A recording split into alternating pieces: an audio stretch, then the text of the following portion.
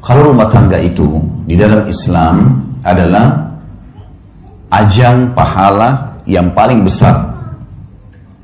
Kata ulama, tidak ada dalam Islam ibadah yang umurnya dan panen pahalanya sebesar rumah tangga. Karena mulai akad nikah sampai cucu turun-temurun semuanya pahala. Mulai akad nikah kita sudah naik di atas sebuah bahtera. Bahtera ini namanya rumah tangga. Mau kita sedang tidur, mau kita sedang makan, mau kita sedang duduk, intinya kita sedang berada di sebuah bahtera namanya rumah tangga. Itu per detiknya kita sedang menjalankan ibadah sebenarnya.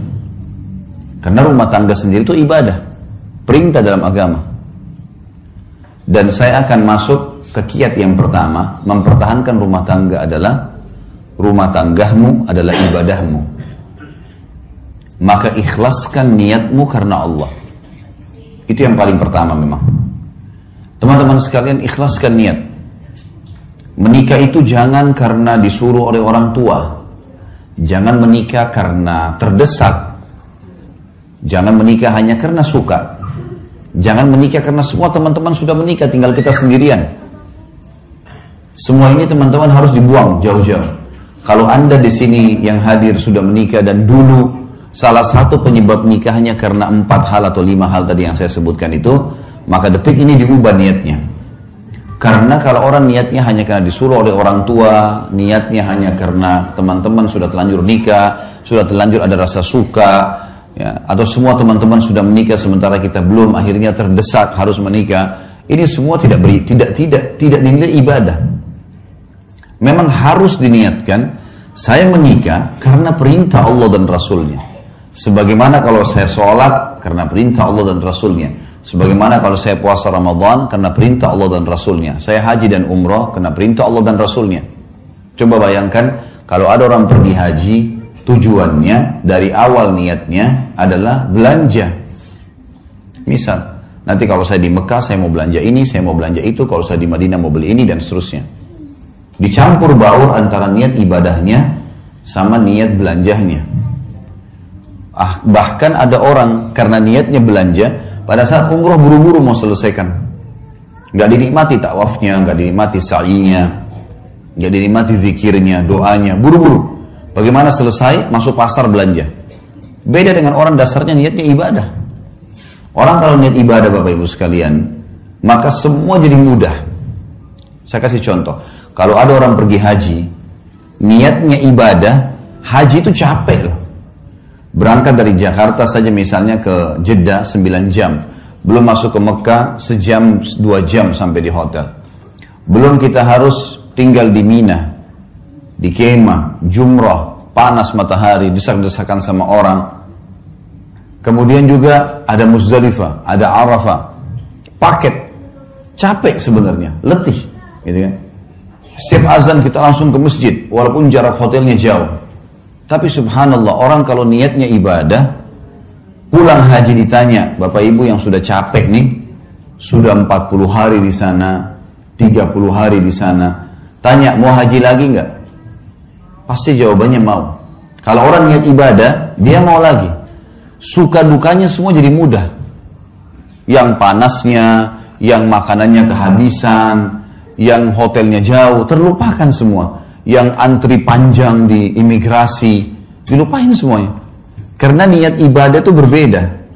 Orang kalau bangun sholat malam, dia niat memang ibadah karena mau berkomunikasi dengan Allah, mau beribadah kepada Allah, lain. Dengan orang yang hanya kebetulan pasangannya bangunin, supaya dia bangun sama-sama.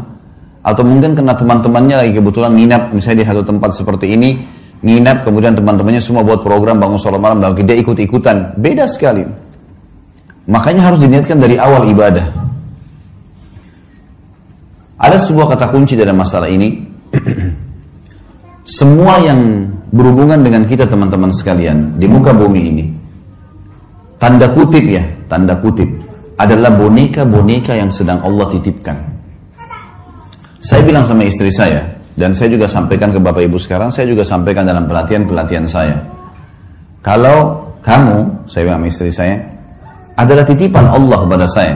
Saya anggap kamu tanda kutip boneka, tanda kutip, yang Allah titipkan, mengatakan, Khalid ini istrimu, didik dia, lindungi dia, berikan dia hasil keringatmu, nafkahmu, karena saya, maka saya akan berikan pahala, kau masuk surga.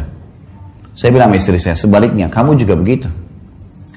Kamu menganggap saya, tanda kutip, adalah boneka, tanda kutip ya, yang Allah titipkan. Ini suamimu ya, layani dia, cuciin bajunya, buatin masakannya, biologisnya, didik anaknya, jaga amanah rumahnya. Karena saya, kata Allah, saya kasih pahala, mati, masuk surga. Ini yang dimaksud dengan ibadah nih. Seperti itu kita memahaminya. Sehingga kita tidak pernah jenuh dalam menjalankan kewajiban. Coba bayangkan Bapak Ibu sekalian, di sini kita mulai dari bapak-bapak misalnya. Istri kita nggak pernah kita kenal sebelumnya. Begitu menikah, kita setengah mati banting tulang di luar sana, nagih utang, jual produk, bangkrut usaha, segala macam. Setelah selesai dapat hasil, kita tinggal kasih kepada istri kita. Dia yang makan, dia yang beli baju, dia yang menikmatinya. Kalau bukan karena niat ibadah, bisa saja seorang laki-laki bilang, siapa perempuan ini enak benar? Hasil keringat saya tiba-tiba langsung diambil saja. Satu sisi. Ibu-ibu juga bisa begitu. Begitu akad nikah, mungkin di rumah ayahnya tidak pernah bekerja. Tiba-tiba menikah, laki-laki yang tidak dikenal, cuciin bajunya, siapin sarapannya, layani biologisnya, segala macam. Hamil anaknya dia, spermanya dia. Kalau bukan karena ibadah, orang akan berpikir, siapa laki-laki ini? Gitu. Makanya sering terjadi pertengkaran-pertengkaran dalam rumah tangga kadang-kadang dengan hal-hal yang kecil saja, karena memang dari awal bukan niatnya ibadah. Kalau ibadah pasti akan berbeda. Karena kita tahu suka dukanya akan ada, makin berat sesuatu yang kita jalankan, maka kembali kepada hadis Nabi SAW. Nabi bersabda dalam hadis Bukhari Muslim, Inna idhamal ajri ma idhamal bala. Allah akan memberikan balasan yang besar sesuai dengan kadar beban yang sedang diberikan. Emang begitu? Beda pahalanya orang pergi sholat musim dingin, susah sekali, kalau mungkin di negara Eropa yang lagi musim salju dingin, dengan orang yang pergi sholat, cuaca lagi enak. Ada cobaannya, lebih besar pahalanya. Beda semuanya, Allah menilai sesuai dengan kadarnya. Kita menikah, ada cobaan, ada ipar, ada tetangga, ada mertua. Mungkin ada cobaan-cobaan dari mereka. Tapi kalau niat ibadah, kita akan laluin.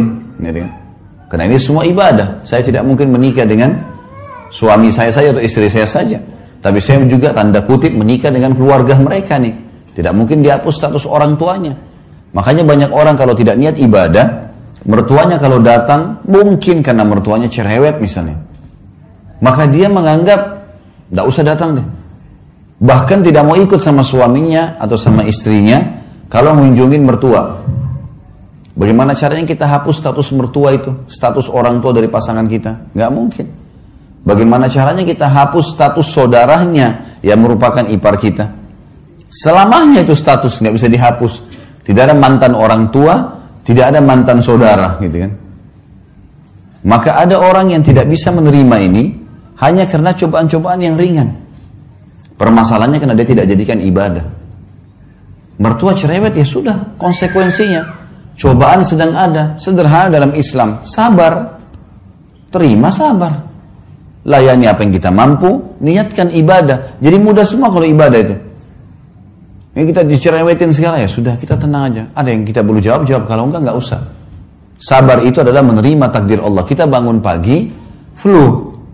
Sabar, gimana caranya? Terima dulu flu itu sebagai takdir Allah, lalu kemudian ikhtiar, cari jalan keluar. Nah itu sabar. Berarti kita bukan berarti tidak sabar kalau kita malah ikhtiar. Kita menerima keadaan, kita nasihatin, coba kita layanin, bersabar. Allah maha melihat kok. Niatin ibadah ini penting sekali. Kalau sudah diniatin ibadah, semua akan mudah kita laluin. Semua akan mudah kita jalani. Kalau namanya ibadah, Bapak Ibu sekalian, pasti akan ada gangguan-gangguan. Karena syaitan musuh kita tidak mau ibadah itu berjalan. Pasti akan digoda. Ingat sabda Nabi SAW dalam hadis sahih, iblis, pemimpin syaitan, memiliki singgasana di lautan. Memiliki singgasana di lautan. Setiap hari anak cucunya melapor. Saya baru membuat orang bertengkar, saya baru membuat orang berzina, saya baru membuat orang minum khamr dan seterusnya. Kan? Sama iblis dianggap biasa. Sampai datang anak cucunya yang mengatakan saya baru menceraikan suami istri. Kalimat ini membuat apa? Iblis mengambil cucunya tadi yang melapor menceraikan suami istri, didudukkan di sebelah singgasananya, diberhentiin tugas. Artinya ini prestasi tertinggi. Sampai ulama mengatakan, kalau di luar rumah kita digoda dengan 10 syaitan, maka dalam rumah bisa 1000 syaitan. Bisa saja, mungkin karena istri terlambat buatin minuman, sudah cukup si suami marah, meninggalkan rumah dan tidak ngomong 2 hari. Bisa saja, suami lupa memberikan pesanannya istri, sudah cukup untuk bertengkar, 2 hari nggak ngomong, bahkan sudah bisa mengucapkan kalimat cerai. Godaan syaitan besar, karena ini ibadah.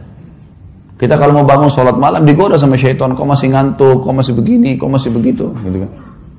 Ya kita harus bisa melawan itu, karena syaitan hanya seorang marketing yang menawarkan produk dia, yaitu tinggalkan ibadah.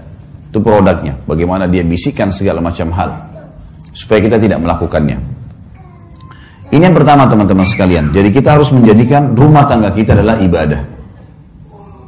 Maka ikhlaskan niat karena Allah.